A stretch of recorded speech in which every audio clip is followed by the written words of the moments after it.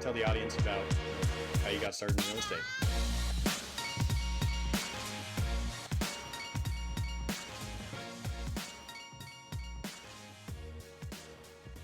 Welcome to the Masters in Real Estate podcast with your host, Tanner Webster. We're obviously in your Kiln building now, but you were building office buildings kind of across the country, right? Is that how you got started in the real estate business? So actually, my start in real estate came back in 2003. I was working for a home builder in Las Vegas, Nevada, selling active adult retirement communities called Sun Cities. So it was kind of a place where you buy the community and you got a house with it. So that's how I got my start in real estate, and I did that for 8 years. And then what'd you do after?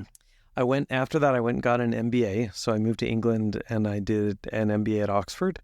And I studied, it was general MBA, but I also studied open innovation, which was the practice of how multiple parties could create a product with either a large player like an individual company, say Procter & Gamble, or collaboratively as individual small companies building products together. Okay. And so how does that translate into the office development space? Yeah, well, here's the very short story. Yeah. So I thought I was going to go into tech. I did a tech startup with a group of my classmates called Tech Capital. We actually listed that company on the London AIM market, which is a smaller or sub-market of the London Stock Exchange. Around that time, I met Barclays. Barclays was trying to figure out how they do open innovation with fintech startups. I went to work for Barclays, and the problem I was trying to solve was how you get Barclays together with lots of smaller fintech companies. As an MBA student, I had also studied in my real estate class Coworking. So I'd participated in a research project on Coworking. I saw it as being very similar to what I had done in Las Vegas, in that people were building communities, and instead of getting a house with it, you got a desk with it. Mm-hmm. So you were basically building community as a added value service on top of real estate. And to make a long story short, I proposed to Barclays that we build a co-working environment for fintech companies to bring them together to collaborate with Barclays.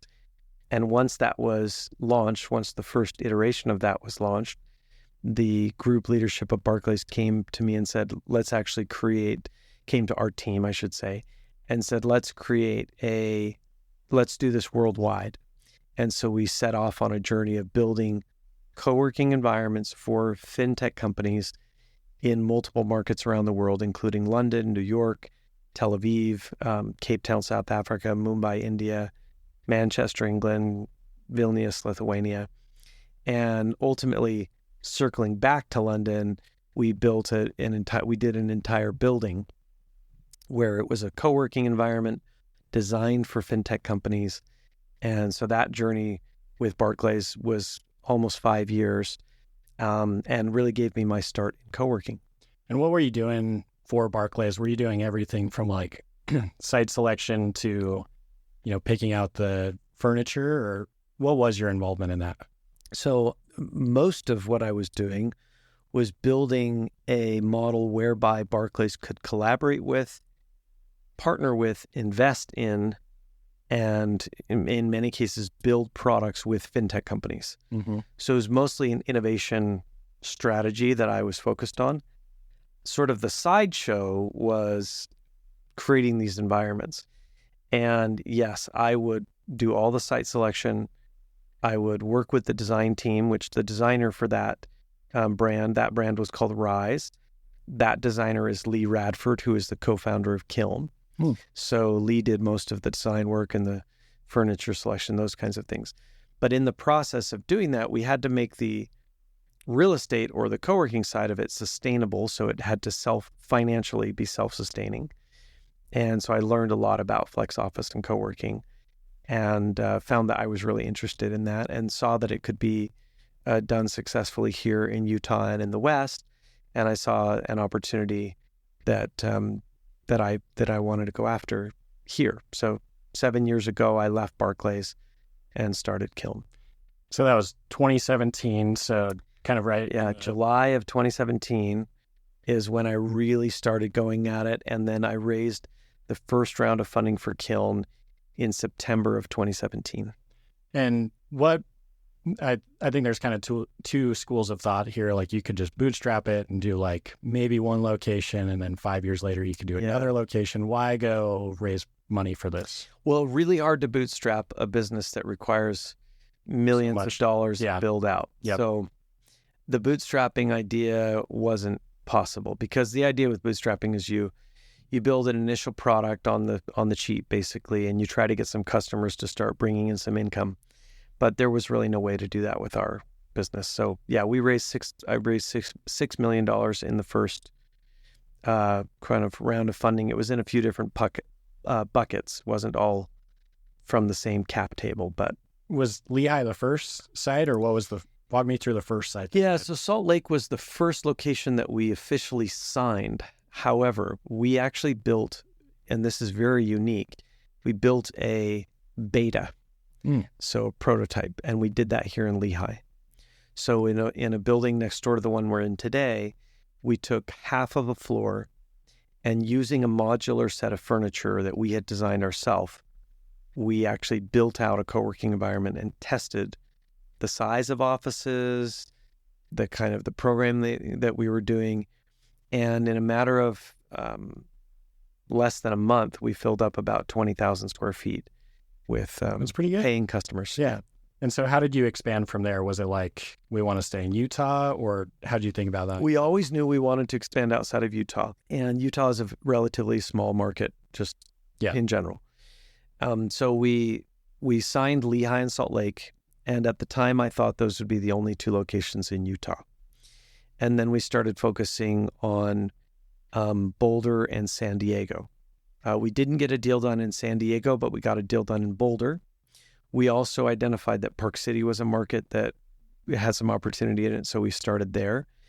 And so we were in Salt Lake, Provo, Boulder, and Park City when the pandemic hit. And how was that for the pandemic co-working space? Yeah, we actually had kind of a double whammy. In December of 2019, we had a major investor fall through, and as a result, we were sort of in a bit of a crisis mode from December to February, and February of 2020, and we had just solved our problem there, and then it was. In March, it was, late February, we started to see some concerning things. And we actually pulled our team together and said, hey, we're concerned about this pandemic, even though it was quite early at that time. We had actually procured, even at that time, an air filtration system that attacked VOCs, or airborne viruses. So we were kind of ahead of the curve. When Rudy Gobert got COVID, the whole world seemed to stop. And we had been meeting weeks prior to that on our strategy. And fortunately, we came out with a really proactive message to our members around the way that we were going to maintain our environments, the way that we're going to do our best to protect our members. We took an unconventional approach, at least for our industry.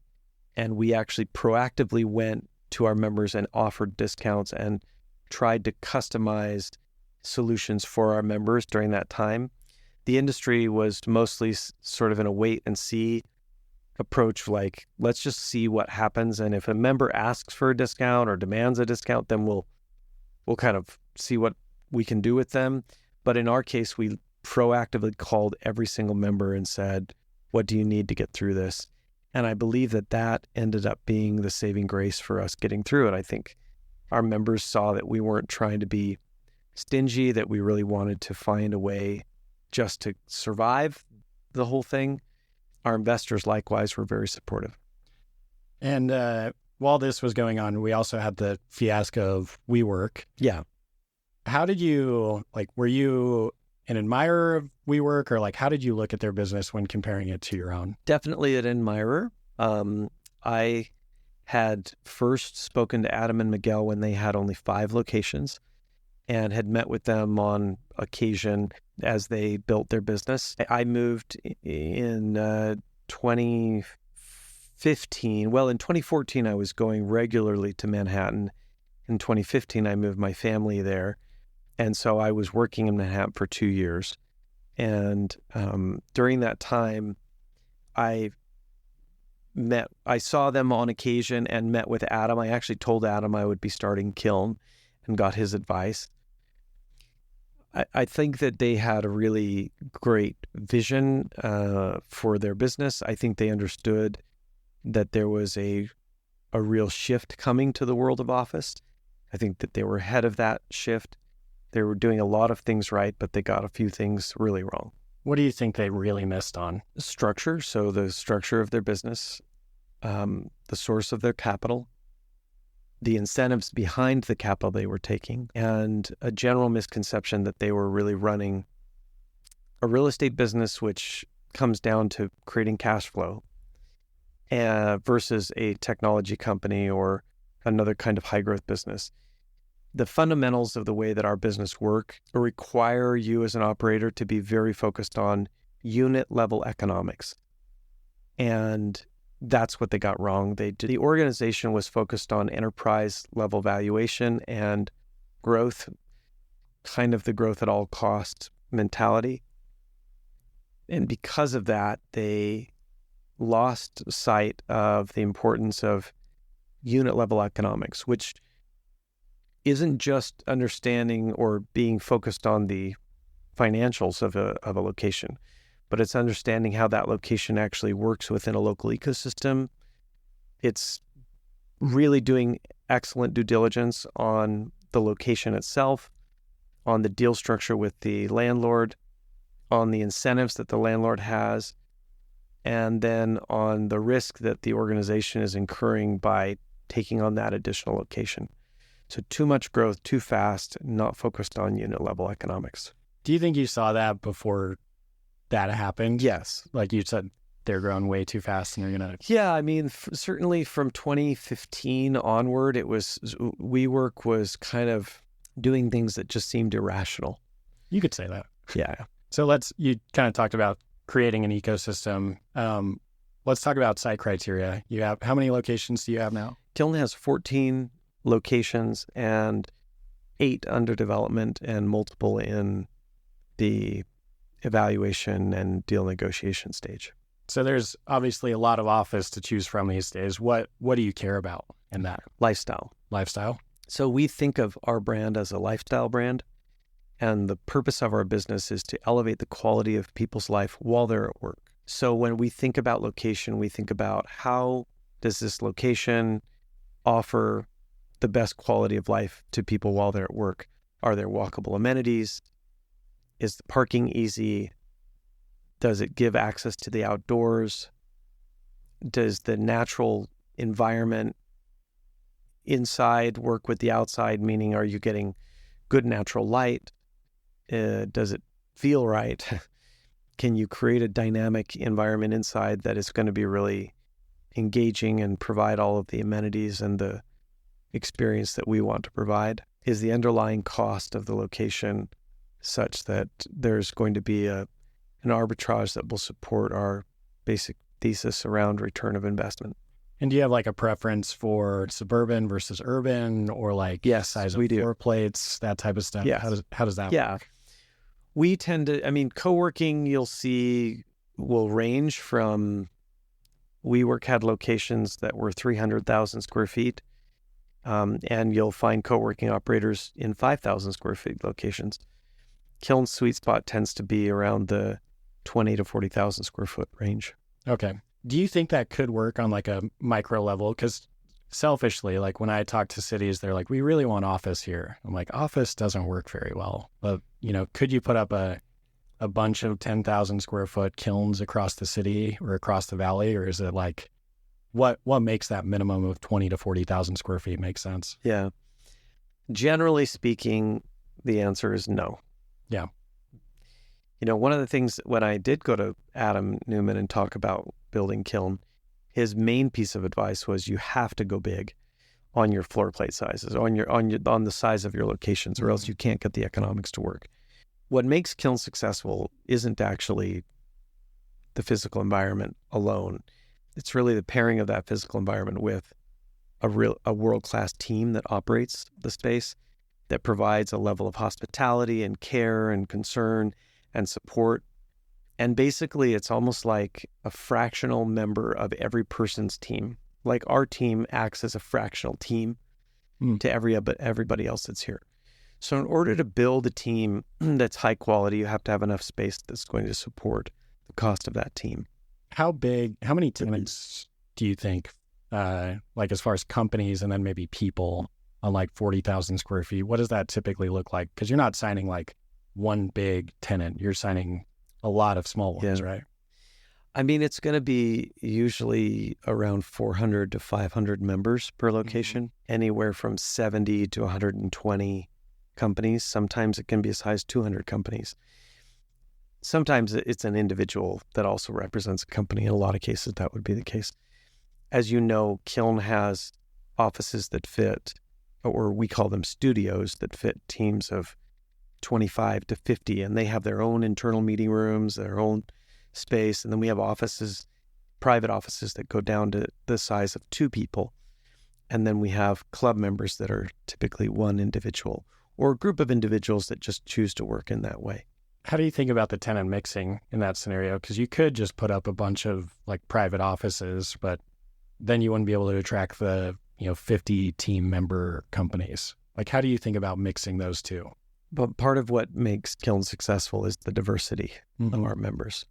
So when we think about laying out a location and what products we're going to build, we think about the fact that we don't want to have a site of just all freelancers or all solopreneurs or something. Yeah, we think about the way that we want to kind of curate.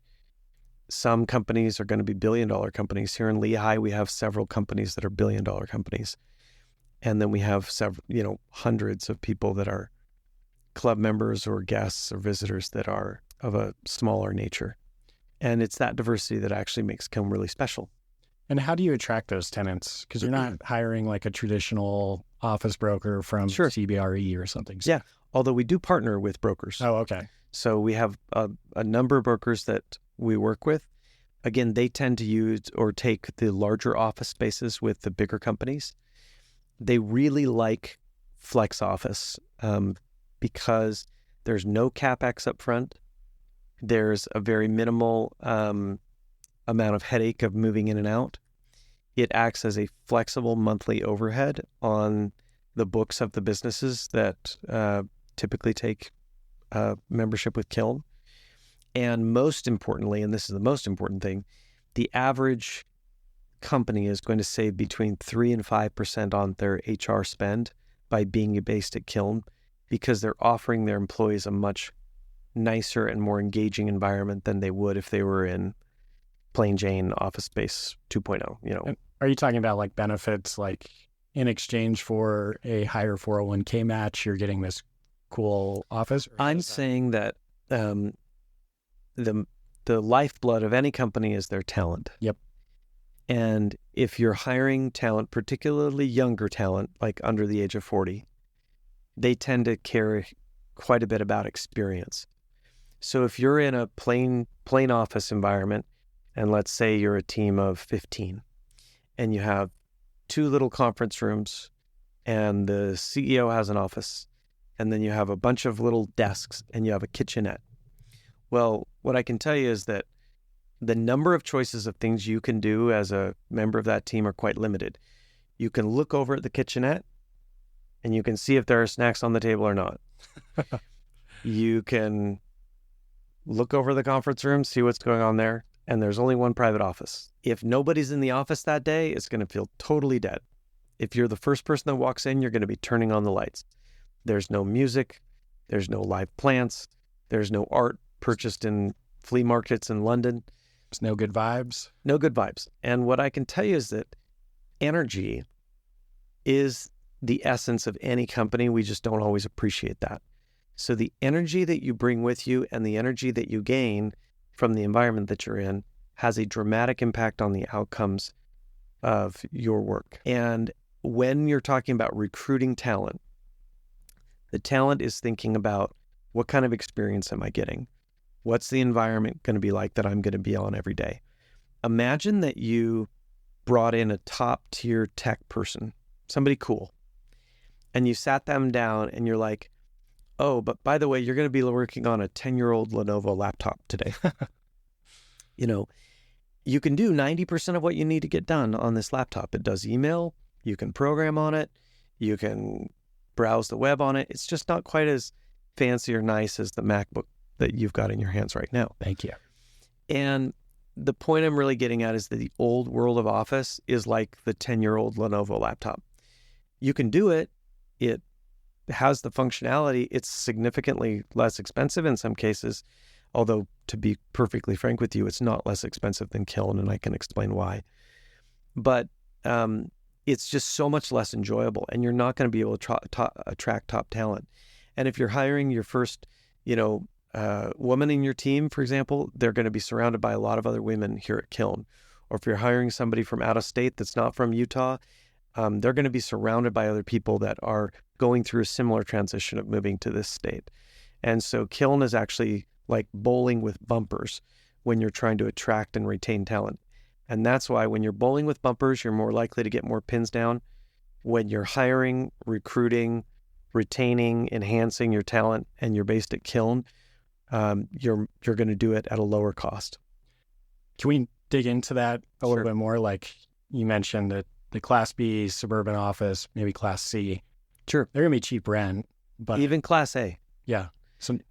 So there's two things that you need to think about. One is the fully loaded cost of space, and two is the capital expenditure. Let's start with those. So fully loaded cost of space includes who's doing the dishes.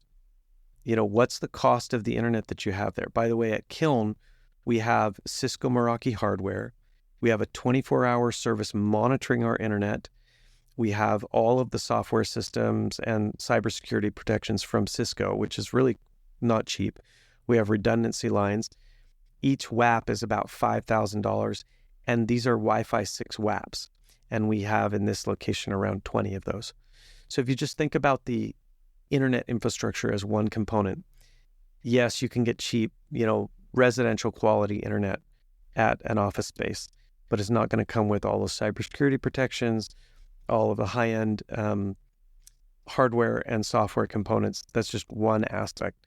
Think about food and beverage. Somebody on your team's going to need to go to Costco.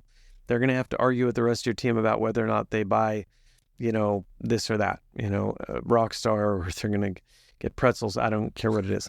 Somebody's going to go do it. Yep. You may have basic cleaning included in your office, but it's not going to do your dishes. So somebody's going to be doing the dishes. Somebody's going to be planning snacks. Somebody's going to be doing these other things. And it usually is about 5% of one full-time employee that is required. And so if you just think about that, 5% of one of your members of your team is going to have to be doing some of those things. And candidly, it's probably more than that. What's great about Kiln is there are multiple services included under the same price, and it's not a price that you have to question, meaning it doesn't vary on a month-by-month basis.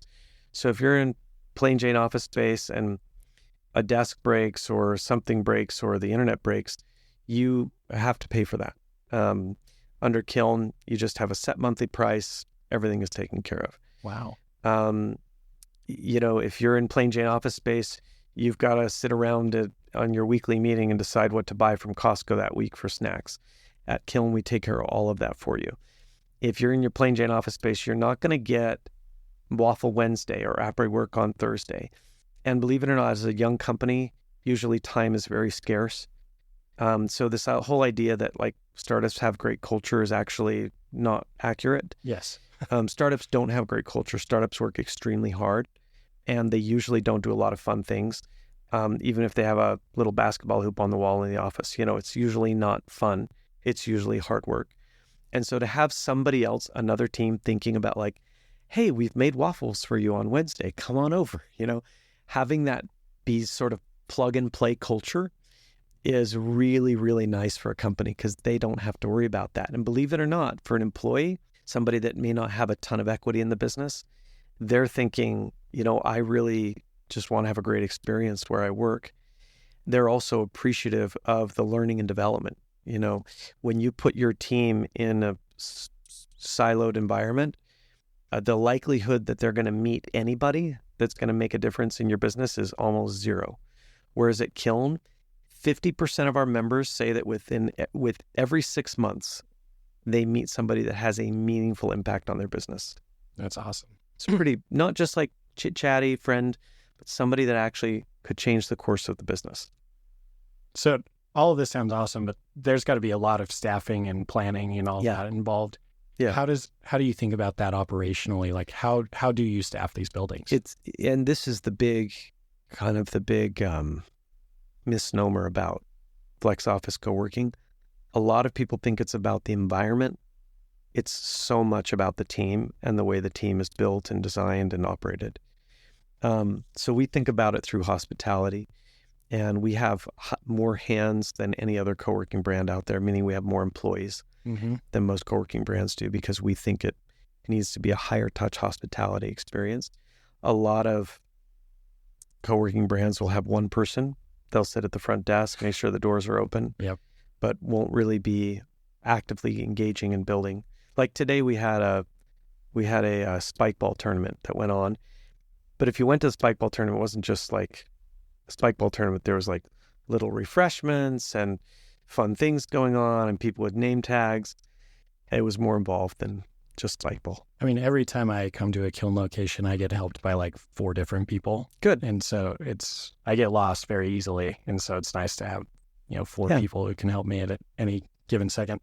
So you have a lot of tenants in these buildings, and I'm of the opinion that if you meet 100 people, one of them is like legit crazy. How do you deal with like that one crazy tenant? Great question. We do on occasion ask somebody or let them know that it's not a good fit. So we have had, it comes up regularly now that we have enough locations that we empower our teams to let people know, hey, this isn't the right fit for you, and we're gonna part ways, not have you be a member at Kiln. Yeah. But generally, it's not a problem. Now I want to kind of move on to this. So you've subleased all of your office to date, right? Like you haven't built anything personally? We don't own any of our locations, but we do partner with the landlords in most of our locations. How does that work? It depends on the location and it depends on the owner. But usually there's some kind of set rate, and then there's a joint venture on top where there's a profit sharing methodology whereby the owner participates in some of the profits, and also other capital partners that participate in the total cost of the project receive profits interests as well. Do you just have landlords like banging down your door? It has definitely changed. We used to be pursuing a lot, and now we're being pursued more. All of our locations are profitable. Even during the pandemic, none of them failed. They had to get really lean. None of them failed. We've never missed a lease payment. We've never missed a committed payment at all. So yeah, the answer is that there are landlords pursuing us, but a lot of landlords still haven't woken up to the fact that the world of office has changed forever. They're sort of hoping that it will just come back. I think changed forever is a very polite way of putting a lot of these office buildings. Do you worry about, like, there is a lot of office supply. People could try and start their own co-working space. Yeah. Like Starwood Capital has a bunch of office. They could launch a co-working plant. Well, we're in a Starwood office. Did you know that? I didn't know that. Yeah, Starwood Capital owns this building. Absolutely. So demand for flex office will continue to grow. One thing that we have learned, and I'm going on 12 years in co-working, and I can tell you it is very difficult to get it right. So the vast majority of co-working locations around the United States are mom and pop owned, but they really struggle to get past 1 or 2 or 3 locations because to build a really strong executive team that can scale a brand like Kiln, and to have the capital to do it, and then to know that you have a repeatable, scalable, very durable model is difficult. And very few people have the expertise. And I was fortunate to learn for 5 years sort of on Barclays wallet kind of thing. I got to learn without a lot of risk. And then I launched Kiln at a time when the markets were white hot, capital was more readily available. So we were able to prove the initial model under what I would call a more forgiving environment. Today is very much not a forgiving environment. So to launch a new brand in co-working today, you have to have you'd have to have big capital and patient capital behind you. Yeah. Do you not just want to just buy all of these suburban office buildings that are trading for, there was a St. Louis office building that we've talked about many times on the podcast that sold for $2 a square foot. Was it the AT&T building? Yes, yeah. Exactly. Mm-hmm. I said we should just build one big house there. I think that's the highest and best use. There's obviously a huge flux in the capital markets, to put it lightly, with all these office buildings. And San Francisco, there are a lot of buildings that are going to have to change their use. But I think what's not fully appreciated is that the very best, there's still a flight to quality. Mm-hmm. There's still plenty of people consuming office, but they've just decided on two things. One, they don't need as much space. Yep. And two, if they're going to go to the office, they want it to be really nice, and they want it to be a cool experience. And so the flight to quality is actually a downsizing and a flight to quality. How often do you see flex work from home plus a hybrid approach with your tenants? Are they in the office most of the time 5 days a week, or are they a little bit more flexible? Pre-COVID, we saw a lot of them being in on a more regular schedule, 9 to 5, 5 days a week. Now it's completely different. Everybody is hybrid, everybody. Mm-hmm. Most of our members, by the way, the national average for office attendance is 2.2 days a week. Kiln is 3.4 days a week. So our members are using our environment one additional day per week versus the national average. And the other thing that's not well understood is that when they're at Kiln, only 40 to 50% of the time are they actually at their desk, working at their specific workstation. A lot of the day, they're using the environment in a flexible way to either facilitate meetings, gatherings, or even to just change up their environment and work in different areas of Kiln according to their work style. One of the things I was going to mention is that imagine sending your child to a one-room schoolhouse, okay? It's just one room, and it's got, a bathroom, I guess, or something it's like that. the warehouses I build. Yeah. Okay. Imagine that. Well, if you're a child that has a different kind of learning style than maybe the typical one, that may be a really confining or difficult environment. Believe it or not, adults are the exact same way. Our learning styles and our working styles didn't somehow go away when we became adults. We all have different and distinct working styles. Going into that small office that I described earlier in our conversation is just as confining to an adult as being in a one-room, schoolhouse for a child. So Kiln is about allowing for different work styles, just like learning styles, to be accommodated through what we call utility function of square footage, or the number of choices of things that you can do with the square footage. So they can walk around and talk to other people, or take, I think I saw some treadmills down the hall. Yeah. So let's just double click on the utility function of square footage concept for just a moment. Yep. Let's take your warehouse. Your warehouse is one giant room. Mm-hmm. So the utility function of that room has its limits, right? You could say that. Yeah. At Kiln, you've got podcast studios, refresh studios. Here you've got a barbershop, you've got a wellness area, you've got 2 different kitchens, you've got a cafe, you've got a theater, you've got phone booths, you've got meeting rooms, you've got huddle rooms, you've got a big atrium that you can meet in. You've got sunny areas, you've got shady, kind of quieter, darker areas. You've got a little library area up in the 5th floor over here that's really kind of cool and quaint and casual. You can sit on a couch, you can sit at a desk. You can customize what you need out of your work environment because there's so many options. The utility function, what's very interesting is we talk with young companies and they're like, yeah, but I could have 2,000 square feet that I own, that's all mine, that I can completely control, and I can pay X for it.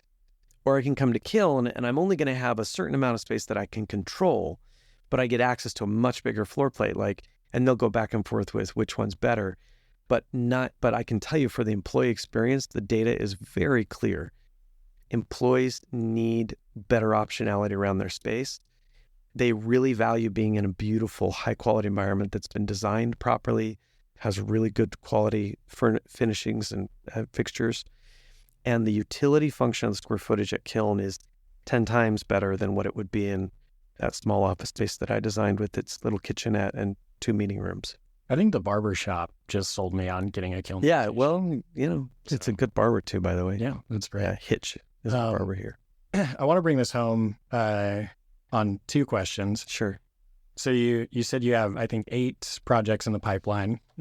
How are you designing spaces differently in 2024 than you were in 2017? Great. And also, what are the future plans for Kiln? Is it just keep doing similar things, or how do you plan on expanding that? So great question. So yes, we have 8 new locations under development. It's more than $60 million of development that we're doing right now.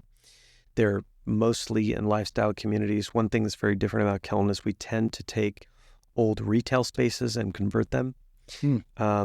So we're going to places like Bend and Bozeman and St. George and Holiday, Utah, and Fort Collins, Colorado, other places where these are more lifestyle communities, places people really want to live. Sign me up for the Holiday one, by the way. Good. Whenever it's ready. It's going to be incredible, by the way. Yeah. And I'll give you a little bit of a tiny thing on that. Yeah. Which is we have a really great partnership with Woodbury. Friend of the show. We love Woodbury. The Woodburys are amazing. They've been doing real estate for over 100 years. They have almost a perfect track record.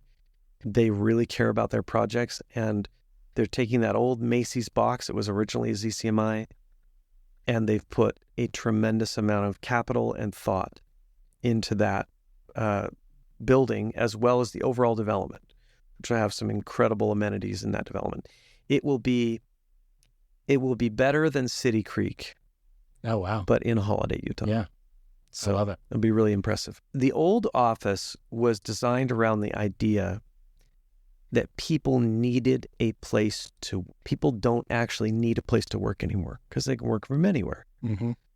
So they actually need an environment that allows them to gather, to be creative, to unite their team, to build culture. These are things that you can't do from the home office. So I'll give you one example. We don't ever want to build a meeting room again. Really? We only want to build film studios where meetings happen. I love that. Because we know that every meeting is a TV show. They're just generally poorly produced. And so we think a lot about, how does the environment work for that TV show? And how is it working for enabling creative collaboration and people to feel excited to come into the office and to meet and to gather? So the office has changed from a place to work to a place to gather. And the workstation or the desk is secondary now to the purpose of office, whereas it used to be primary. Fascinating. And so what are the plans for Kiln now? Is it you want to get this thing in every major city and IPO, or how do you think about expansion? I mean, we think about it. We're not growing like other brands are. Yeah. We're focused on sort of a cadence of around 7 locations a year. We want those locations to all be world-class, to be home runs every location. We do a tremendous amount of due diligence. We oftentimes spend up to 2 to 3 years looking at a market before we go into it. So the markets that we're going into, we've already been active in those markets, looking at properties and trying to understand the market now for a couple of years. So we're going to focus on being close to where people want to live for access to typically what we would call an outdoor lifestyle.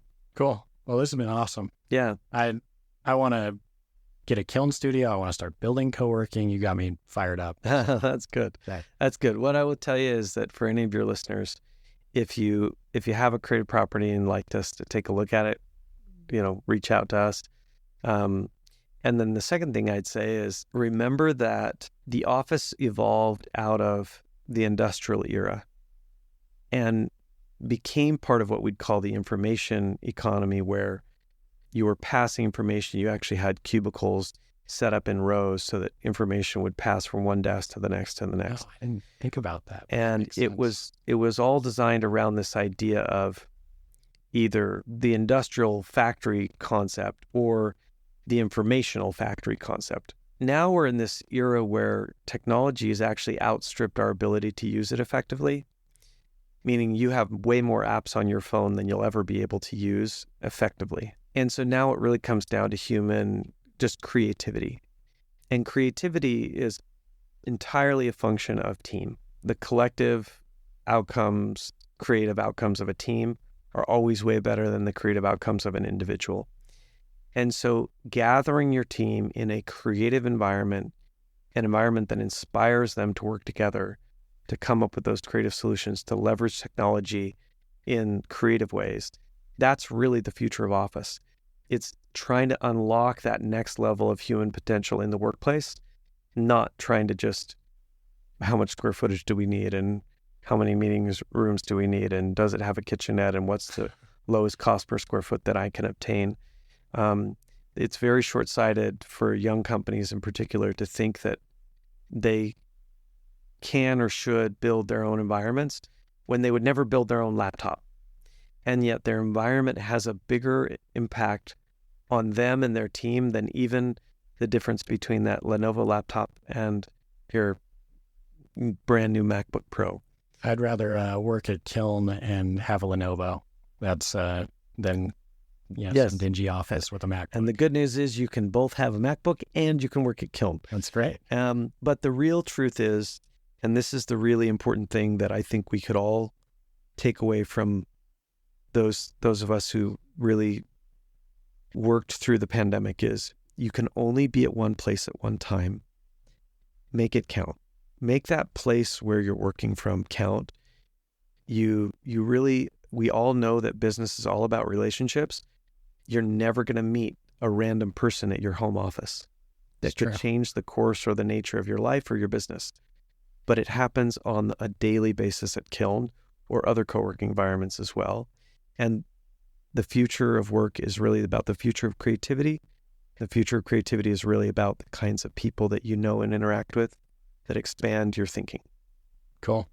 This was awesome. Thanks, Cool. man. Thank you.